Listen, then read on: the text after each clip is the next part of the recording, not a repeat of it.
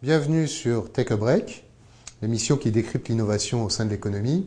Alors aujourd'hui, je reçois Christophe Romey. Bonjour. Miao. Miao. Qui veut dire bonjour en chinois. Voilà, parce que le sujet de l'émission d'aujourd'hui, c'est donc le mobile en Chine. Tu reviens d'un voyage en Chine. Est-ce que tu peux nous expliquer un petit peu la raison de ce voyage et il s'est tenu quand ? Alors, il s'est tenu il y a quelques semaines, là, à peine 15 jours. Et la raison, c'était de pouvoir visiter ce pays, en l'occurrence une ville, Pékin, et de voir les acteurs de la mobilité en Chine. Qui avez-vous vu ? Alors, on a vu aussi bien des petites startups, 5-6, aussi bien des plateformes quasi industrielles avec 6000 personnes qui sont présents sur le web et aussi sur le mobile. D'accord. Il y a une façon différente de vivre le mobile, l'expérience mobile en Chine ? Non, il n'y a pas une différence énorme avec l'Europe. La seule différence, c'est le fait des modèles économiques. Étant donné qu'il y a quand même presque 600 millions d'abonnés là-bas en Chine, donc c'est le plus grand marché du monde, et ces abonnés n'ont pas tous un pouvoir d'achat tel que nous, on le connaît en Europe. Donc la particularité des entreprises qu'on a visitées, c'est de s'adapter justement à ces abonnés qui n'ont pas forcément de grandes sommes à dépenser. Mais le mobile est quand même plus central par rapport à l'ordinateur. Alors oui, c'est une des particularités dans les années qui vont venir dans tous ces pays émergents, c'est que l'accès à Internet se fera à partir du mobile et non pas à partir d'un PC. Notamment à cause du coût de l'interface qui permet d'accéder aux services. Donc les Chinois, mais dans les autres pays émergents, c'est la même chose. On développe de plus en plus d'interfaces qui vont permettre d'avoir des services à la portée de ces gens-là. Et est-ce que l'Internet mobile en Chine est quelque chose de beaucoup plus réel que ça n'est en Europe ? Non, c'est pas plus réel. On voit pas plus de monde, par exemple, dans les rues avec leur mobile, que ça soit en train de regarder ou de coller à l'oreille. Mais disons que le mobile est dans certaines provinces. Alors nous, on a vu que Pékin, mais dans certaines provinces, le mobile est au centre de services pour la vie de tous les jours. Quelles sont les innovations que tu as vues ou les usages ou les tendances que tu perçois au niveau du mobile en Chine ? Alors, les innovations, il y en a, en étant que sur la ville de Pékin avec une semaine, on voit pas tout quand même sur ce marché, mais on a vu des choses intéressantes. Une technologie notamment qui est assez similaire, développée par une boîte anglaise qui travaille en Afrique, sur la vidéo, le fait de pouvoir compresser la vidéo sur des réseaux 2G et pas 3G. Donc, d'avoir un flux finalement et une qualité de très haut débit sur des mobiles finalement d'entrée de gamme avec des réseaux 2G. Donc ça c'est assez bluffant. Avec donc des programmes et de la consultation télé. Absolument. Sur et donc ça c'est vraiment s'adapter au pays et aux abonnés du coin. Les autres innovations, on le rencontre beaucoup dans les modèles économiques. Comme je te le disais tout à l'heure, les sociétés ont dû s'adapter à leurs abonnés et on a vu des sociétés, par exemple une société de jeux qui offre les jeux gratuitement. Nous en Europe on paye 5 €.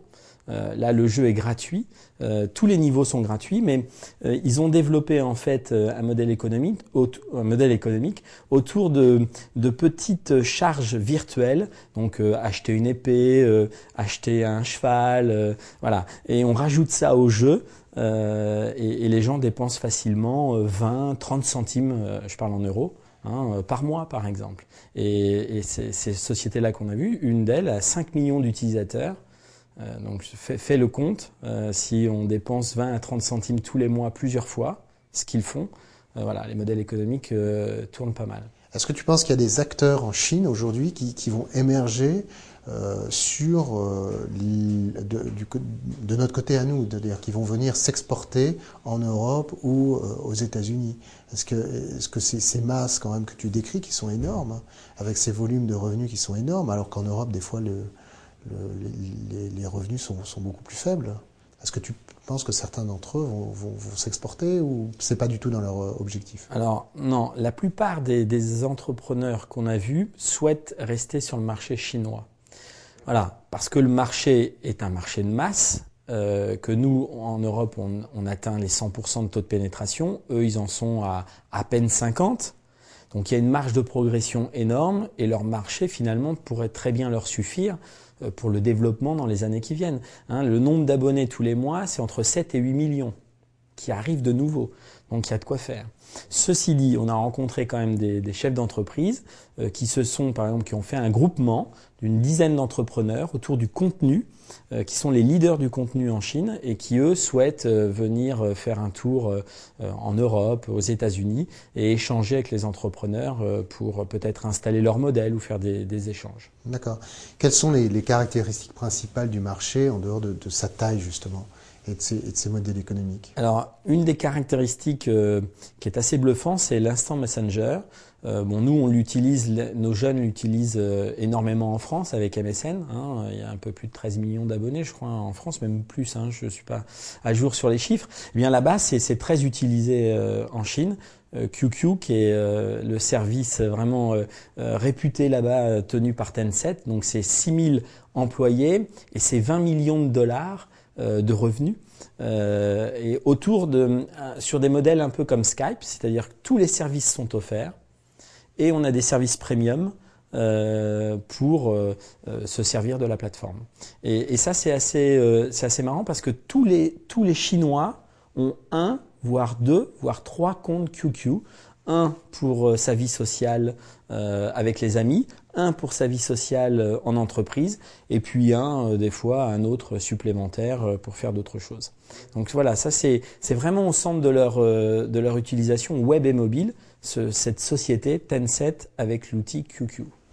Est-ce que tu organises aussi un événement prochainement qui s'appelle le Mobile 2.0, qui est en mars? Là, tu vas parler un petit peu de ces tendances ou le focus est complètement différent? Alors, le focus est différent parce qu'on va parler des États-Unis cette année, mais les 2 autres années dont tu es venu, Franck, parler de la Chine. On a eu deux représentants qui nous ont fait un brief un petit peu de l'Asie, c'est-à-dire Japon, Corée, Chine, et puis l'année dernière uniquement un zoom chinois.